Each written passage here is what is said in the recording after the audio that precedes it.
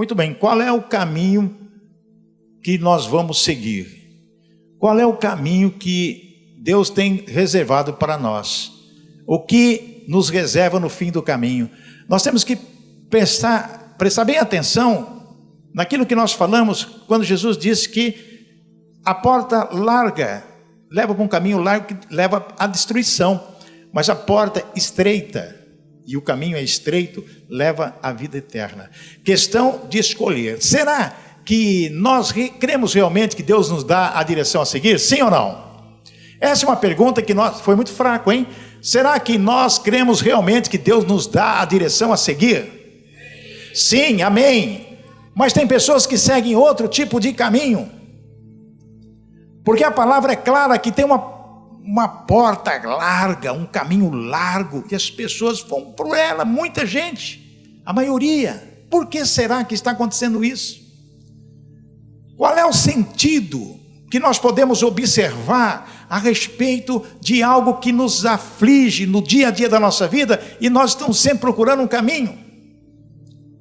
O caminho da perdição é largo, a porta é larga.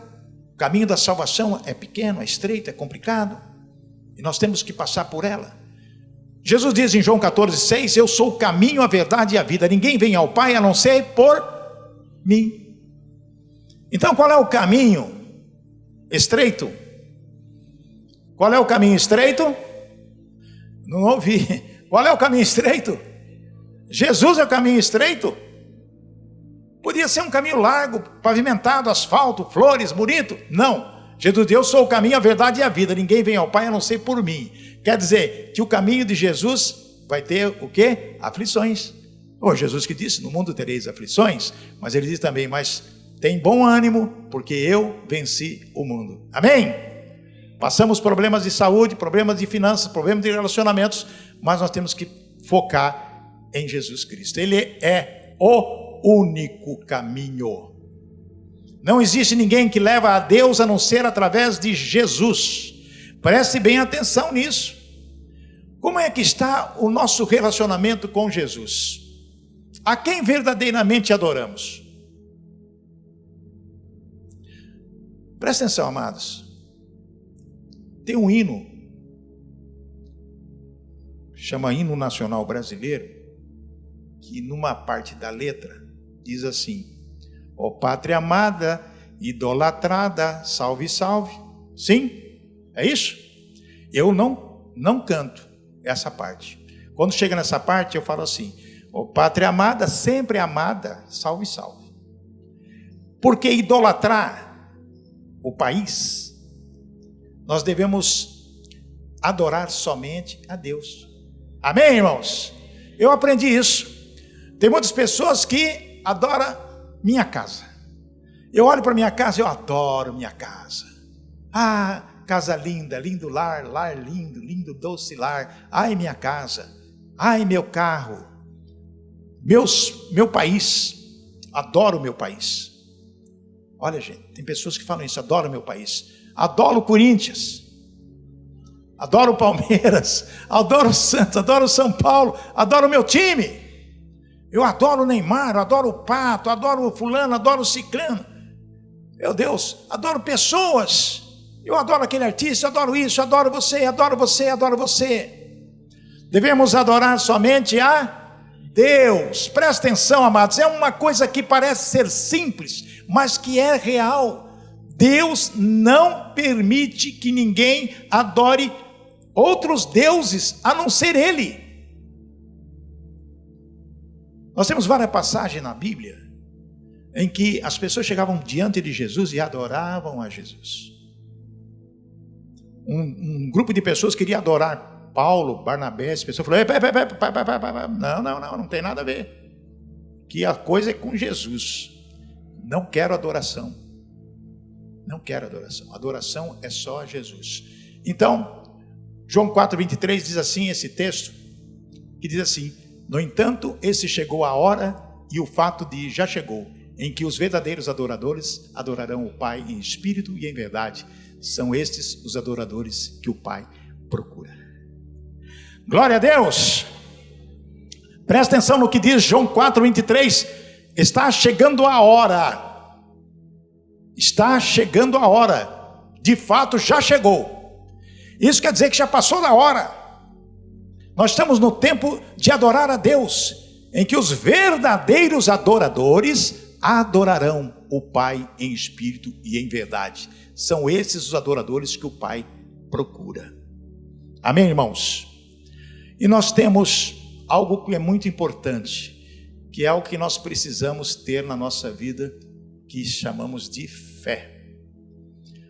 Para adorar a Deus, nós temos que ter fé, porque Deus é espírito, e é necessário que os seus adoradores o adorem em espírito e em verdade, através da fé, através daquilo que é mais importante. Quando nós temos fé, com certeza nós temos o quê? Condição de adorar a Deus. Como está a sua fé hoje? Estou falando hoje. Como foi sua fé durante o dia? Você veio na igreja empurrado, voluntariamente, ou porque está acostumado a vir? Não, você veio porque com certeza tem algo especial em você, que é fé. Amém?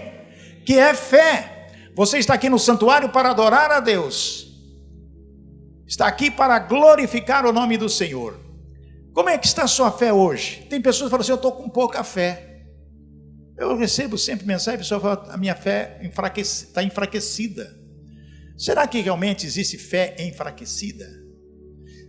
Quando Jesus falou com Pedro, que estava andando sobre as águas, ó homem de pouca fé, ó homem de pequena fé, por que duvidastes? Então, fé está somado à dúvida. Quando nós temos dúvida no nosso coração, inibe a ação de Deus na nossa vida, o milagre de Deus na nossa vida. Diz lá em Hebreus capítulo 11, versículo 6, que sem fé é impossível agradar a Deus, porque quem dele se aproxima, precisa crer que ele existe e que recompensa aqueles que o buscam. Amém? Sem fé é impossível agradar a Deus, e nós temos que agradar a Deus. Amém, irmãos? Nós temos que buscar a Deus, nós temos que ser verdadeiros adoradores para que nós possamos viver na dependência dele.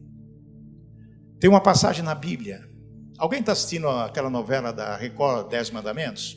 Quem assiste aquela novela? É a novela, vocês não percam, é muito boa aquela novela, viu? É uma novela que fala algumas coisas muito interessantes, mostra o poder de Deus. Depois de muito tempo, que já estavam no deserto, Deus falou com Moisés. A terra prometida, Canaã, estava logo ali à frente. Aí Deus disse para Moisés o seguinte, falou, olha, Moisés, escolha 12 chefes das 12 tribos de Israel e manda espiar aquela terra, vê o que ela tem lá. Será que Deus não sabia o que a terra tinha? Sim, mas Deus estava fazendo um teste com aquele povo, israelitas, e foram escolhidos 12 pessoas. Muito bem, se foram escolhidas 12 pessoas, estava entre eles 2 pessoas ali, uma da tribo de Judá, que era o Caleb, e outra da tribo de Efraim, que era o Osés, que depois Moisés trocou o nome para Josué.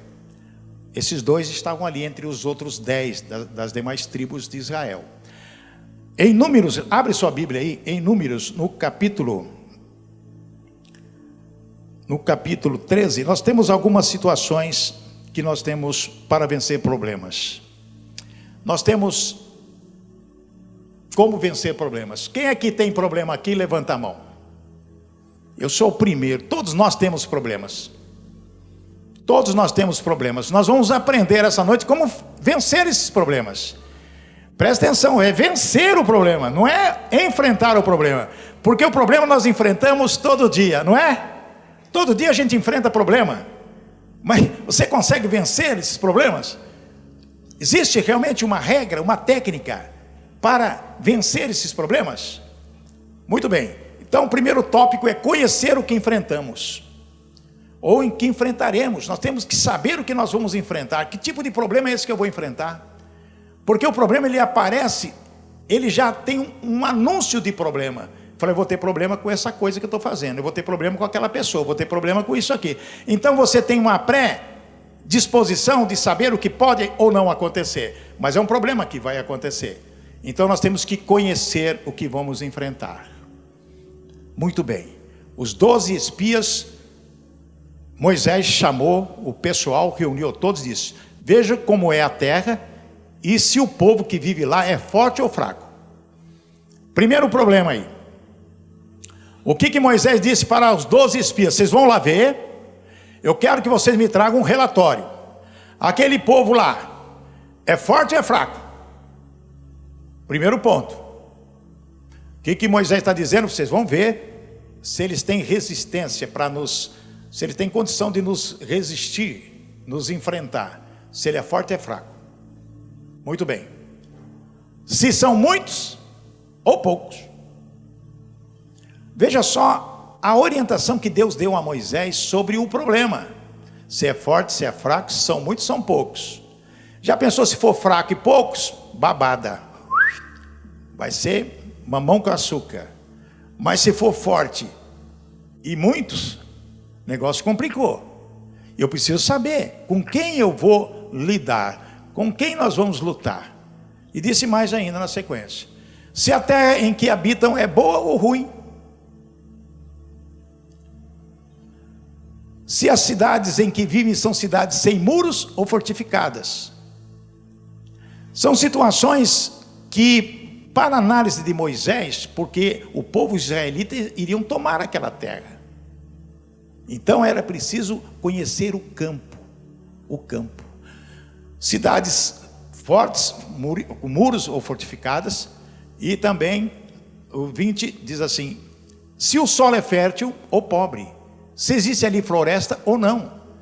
Sejam corajosos, tragam alguns frutos da terra.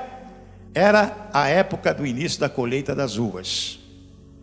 Bem, vamos prestar atenção nesse detalhe. O que Moisés falou para eles? Vamos pensar em nós aqui. Quais são os problemas que você está enfrentando? É pouco ou é muito? É forte ou é fraco? A situação é tranquila ou não? Então nós temos que conhecer a situação. Mas ao mesmo tempo Moisés disse: olha, sejam corajosos. Não podem ser covardes, porque se vocês vão lá ver tudo isso, trazer um relatório. E era a época, início de colheita de uvas, etc. Muito bem, eles foram lá, com certeza, ficaram 40 dias espionando lá a situação. Espionaram daqui, espionaram de lá. Agora, a situação avaliada não é promissora. A situação que eles encontraram lá não era promissora. Era uma situação meia complicada. Os nossos problemas, às vezes quando você faz uma avaliação da situação, é complicado. Essa dívida eu não vou conseguir pagar. Aquele relacionamento está de mal a pior.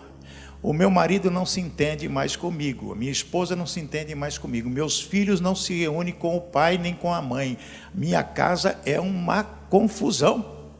A situação é complicada. A avaliação que nós fazemos às vezes não é uma avaliação assim promissora, boa. O negócio é complicado, o problema é complicado.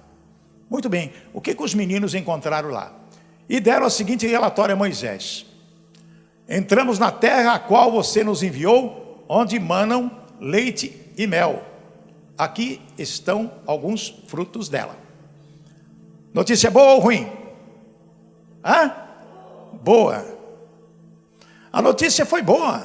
Olha aqui, entramos na terra, você nos enviou, onde manam leite e mel. Aqui estão alguns dos frutos dela. Mas em contrapartida, o que disseram? Versículo 28.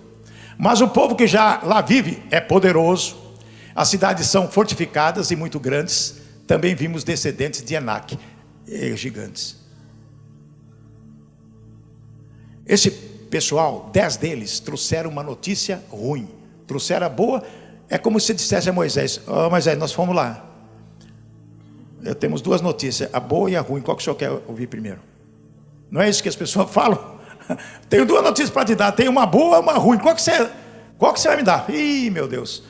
A gente costuma falar: me dá a ruim, porque depois vem a boa, melhora a situação. Mas eles fizeram o contrário. Eles deram a notícia boa. Realmente, olha só os cachos de uva, que maravilha. Mas o seguinte, lá vive um pessoal, povo poderoso, guerreiros, cidades fortificadas, muito grandes. Também vimos descendentes de Enaque. O que é aqueles gigantes? Nós vamos ser destruídos igual gafanhotos. Que notícia ruim. 10 falaram isso. Mas Caleb, um jovenzinho que estava junto com Josué, ele disse algo bem diferente. Nós devemos enxergar o espiritual e não as circunstâncias. Porque se formos enxergar as circunstâncias daquela situação terrível que nós estamos vivendo, nós vamos ver aquele monte de problema, um problema atrás do outro, situações que às vezes a gente não consegue resolver. Nós temos que enxergar o espiritual. Foi o que Caleb viu. O versículo 30 ele diz assim: então Caleb fez o povo calar-se. Presta atenção, Caleb falou: cala a turma. 10, cala-se. Perante Moisés e disse: subamos e tomemos posse da terra, é certo que venceremos. Amém? Caleb e Josué foram os únicos, os dois, que realmente viram o quê? O espiritual. Por quê que viram o espiritual? Porque Canaã era a promessa de Deus para aquele povo. Vou te mandar lá, vocês vão tomar a posse de Canaã, que emana leite e mel. Promessa de Deus. Então os dois conseguiram enxergar que pode ter exército feio, gigante, de tudo quanto é jeito, mas a terra pertenceria aos hebreus, aos israelitas. Amém? Somente 2, em 10, 2. Amados, o que significa para nós quando às vezes chegam para você pessoas derrotistas, pessoas que querem destruir você, pessoas que chegam, quando você vê o problema, você fala: não, calma aí, eu tenho um Deus, eu confio nele, ele vai me dar um escape, ele vai me dar uma nova chance, ele vai me tirar dessa situação. Então chega a 10 e fala: que é isso? Para, você está complicado, você vai para o Serasa, você vai para o SPC, você vai ser protestado, você vai perder a sua casa, você vai perder isso, você vai perder aquilo.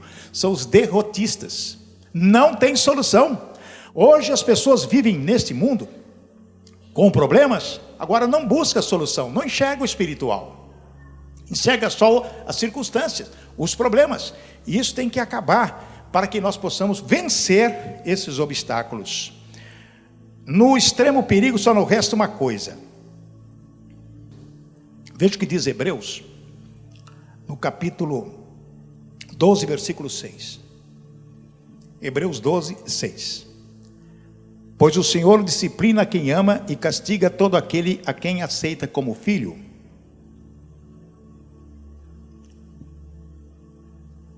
Como que pode acontecer uma situação dessa? O Senhor disciplina a quem ama e castiga todo aquele a quem aceita como filho.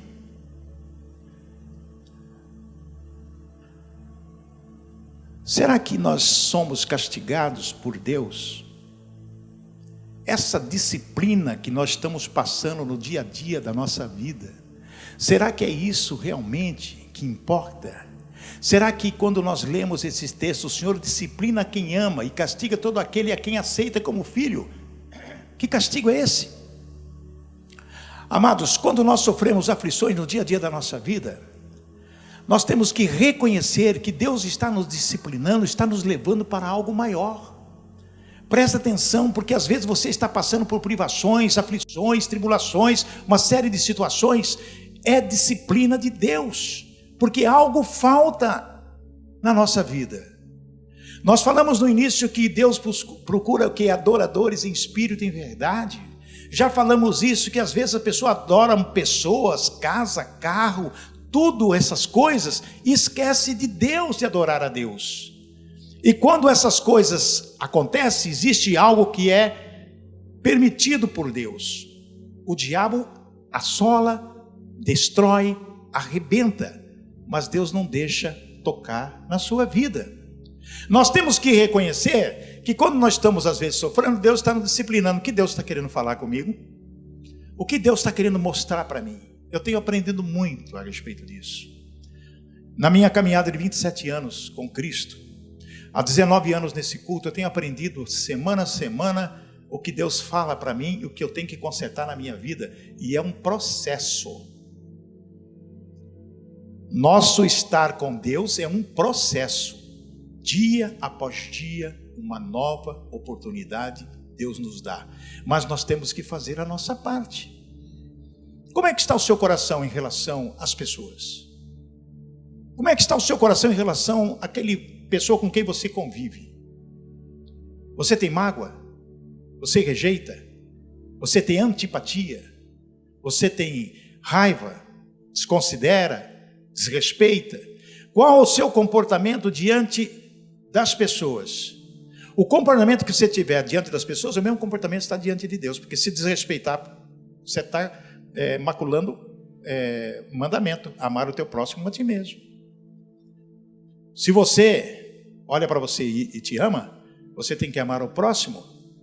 Então, a disciplina de Deus é salutar para a nossa vida.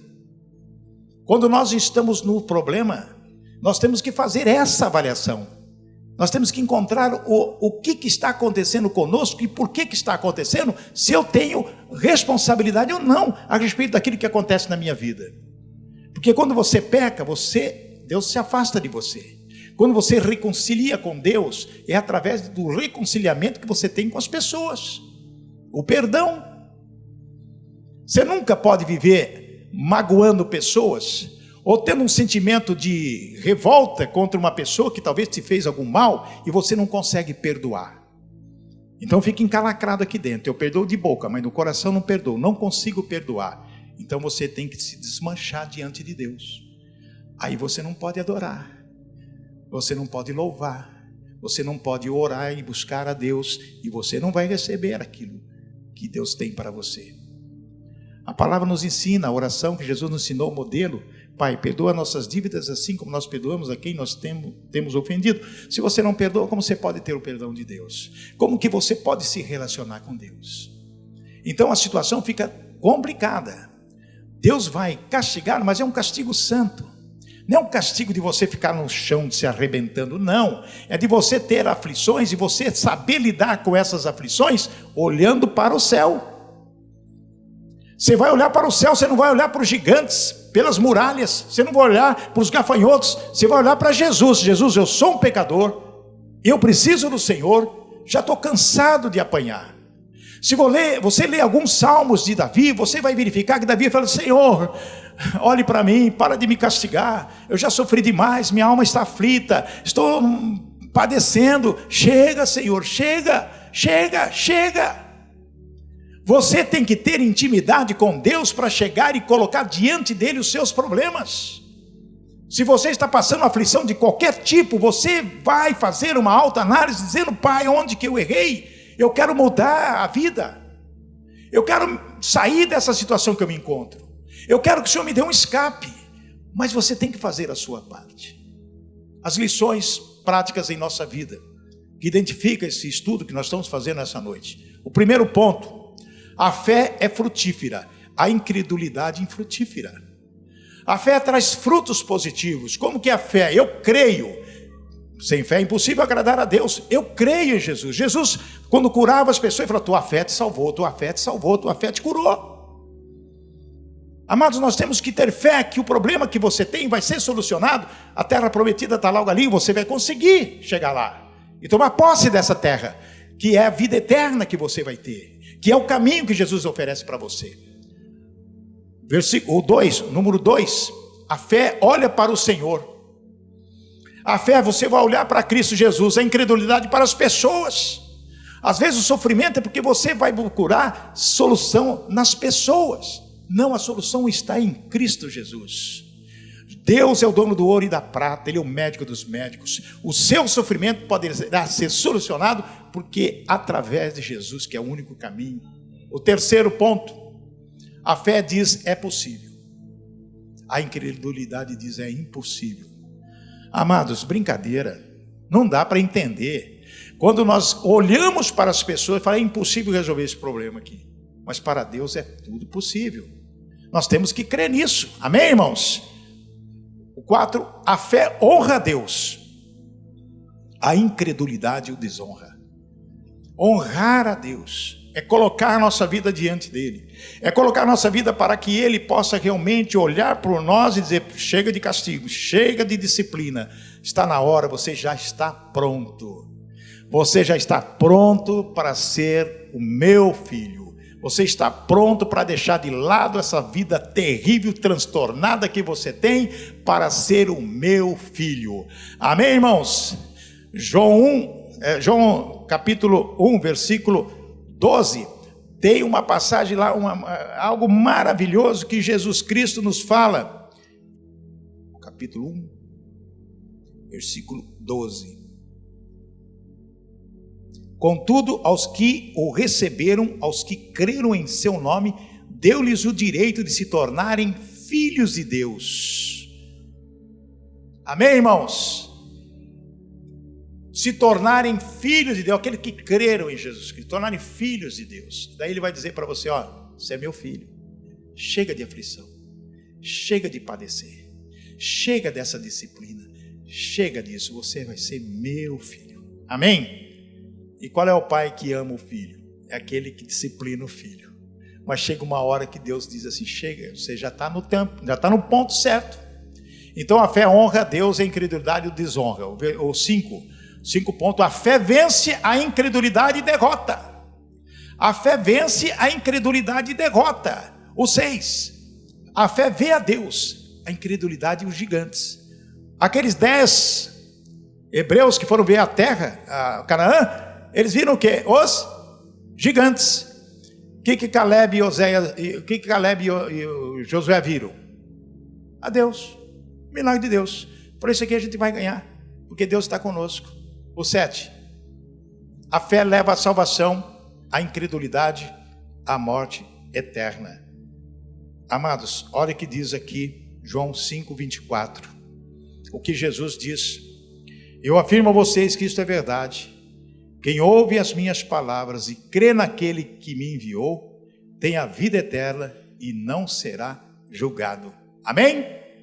Vou repetir, eu afirmo a vocês. Quem está afirmando é Jesus. Eu afirmo a vocês que isto é verdade. Quem ouve as minhas palavras e crê naquele que me enviou, tem a vida eterna e não será julgado. Você quer ver gigantes ou quer ver Jesus? Qual é o caminho que você escolhe? Jesus Cristo, que é o único caminho?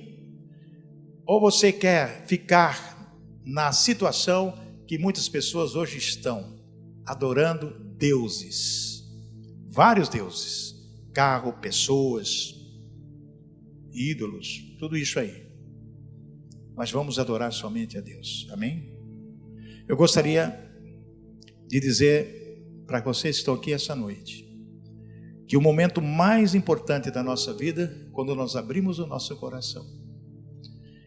E Jesus diz assim: eu afirmo a vocês que isso é verdade. Eu sou o único caminho, a verdade e a vida. Aquele que me seguir nesse caminho alcançará a vida eterna. Tem muitas pessoas hoje que estão na situação de depressão, de angústia, de tristeza, com um problema muito sério e não conseguem enxergar aquilo que Deus tem para a sua vida. É o momento de você vir aqui à frente e dizer: Senhor Jesus, eu quero restaurar a minha vida. Senhor Jesus, eu quero entregar meu coração para o Senhor. Senhor Jesus, eu quero que o Senhor me restitua tudo aquilo que eu perdi no decorrer desse tempo todo. Eu quero enxergar o Senhor, ser um adorador em espírito e em verdade. Eu quero dar ao Senhor a minha vida, os meus negócios, a minha família. Se você quer fazer essa declaração, vem aqui que eu vou orar com você, por você, pelos seus negócios, pela sua vida, pela sua família, pelo seu marido, pela sua esposa, pelos seus filhos. Essa oração é de entrega ao Senhor Jesus, dizendo: Senhor, eu quero o Senhor na minha vida, eu preciso do Senhor porque eu necessito de Ti. Porque muitas pessoas hoje estão perdidas na vida. Muitas pessoas estão em caminhos que levam à destruição. Pessoas que estão indo para caminho que leva realmente à desgraça. Desgraça familiar, nos negócios, tudo isso. Mas você pode entregar sua vida para Jesus e dizer: Senhor, eu creio na Tua palavra. Eu creio que o Senhor pode fazer tudo na minha vida, conforme eu fui ouvir hoje. Deixar de lado meus problemas, deixar de lado minhas aflições, deixar de lado tudo que não presta, para mim seguir ao Senhor e adorar somente a Jesus Cristo. Venham mais à frente aqui vocês, por favor. Coloque sua vida diante do Senhor e repita comigo nesse instante: Senhor Jesus, neste momento, com o coração contrito, Quero entregar a minha vida ao Senhor, declarar que sou teu, que o Senhor é o meu caminho e através dele vou conseguir a salvação. Perdoa os meus pecados, que são inúmeros, as minhas ações, meus pensamentos, mas faça de mim, Senhor, um vaso novo, para que eu possa construir uma vida santa diante do Senhor. Quero, Paizinho querido, que o Senhor me abençoe, ensina-me a orar todos os dias e ser realmente um verdadeiro adorador. Eu entrego minha vida para o Senhor Jesus. Amém e amém. Eu vou orar agora. Nosso Deus e Pai, honras e glórias ao teu nome, queremos agradecer, Pai, por tudo que o Senhor nos tem feito. Agradecer por este milagre que é a salvação, através do reconhecimento do sangue derramado de Jesus Cristo na cruz do Calvário. Nós queremos diante do Senhor agradecer, papai. Pedir que o Senhor escreva o nome dessas pessoas no livro da vida, que essas pessoas possam ser resignadamente comprometidas com o Senhor no dia a dia das suas vidas, que elas possam ser libertas de qualquer atrapalho, de qualquer aflição, de qualquer tribulação. Nós repreendemos em nome de Jesus todo espírito que traz a doença, a enfermidade, espírito que traz a falência, que traz a separação. Ó Pai, em nome de Jesus eu quebro os poderes das trevas. E agora, Pai, em nome de Jesus eu peço, derrame tuas bênçãos agora. Derrame a tua unção especial de coragem, de amor, de tudo aquilo, para que a pessoa possa sair livre daqui. Livra-nos, Senhor, do maligno, para que nós possamos viver na tua dependência. Ó Pai, eu abençoo essas pessoas, em o nome do Pai, do Filho, do Espírito Santo. Amém.